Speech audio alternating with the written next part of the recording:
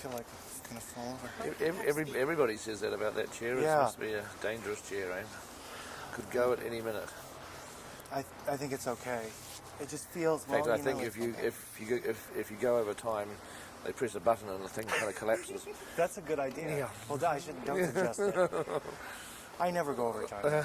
I get everything in. And are we rolling? Oh wow. Okay.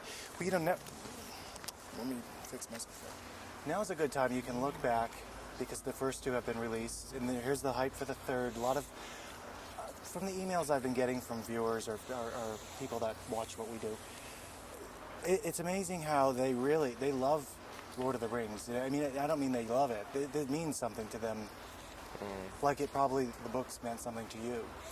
Yeah, I think that's the advantage that we've had with these movies is we're basing it on an amazing book that has stood the test of time for 50 years. It's full of detail, full of culture, full of intelligence, and so we set out, to make movies that tried to capture something of that in the book. It's not easy because, it's a book, and to actually translate it into drama doesn't always work. But we wanted to try to keep Tolkien's themic material as intact as we could.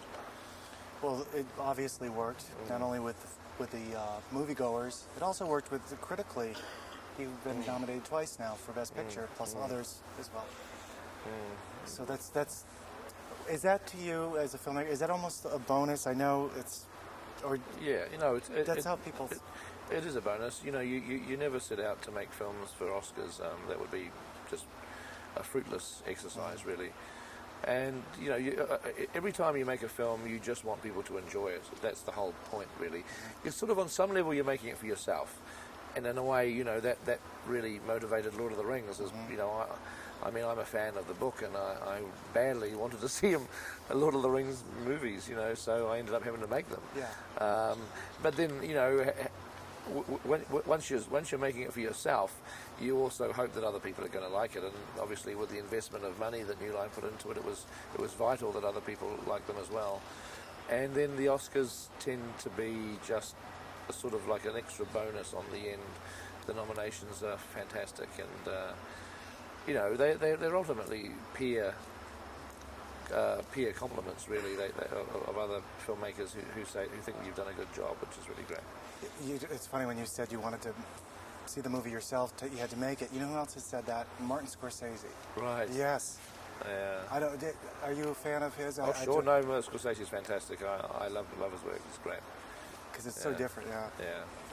Yeah. And also in today's filmmaking, especially on the Lord of the Rings DVD releases, do you have that in the back of your mind ever when you're making this film? Because so much extra components. Well, no. I mean, we shot most of the three movies were shot back in '99 and 2000, and back then DVDs weren't quite the thing that they are today, and we also didn't know how long these films were going to be. I mean, when you're shooting three movies back to back and they're all out of order, it's impossible to actually judge how the length. You don't know whether you're making 2-hour films or 3-hour films or 4-hour films. I mean, there's no way of accurately kind of predicting.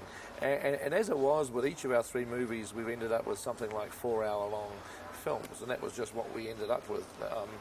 3 4-hour films. Yeah, each of them ended up being about 4 hours long originally, and obviously 4 hours was too long. I mean, we're not going to ask people to sit in the cinema for that long. So the post-production has been a case of just trying to craft the best movie that we can out of that 4 hours worth of material.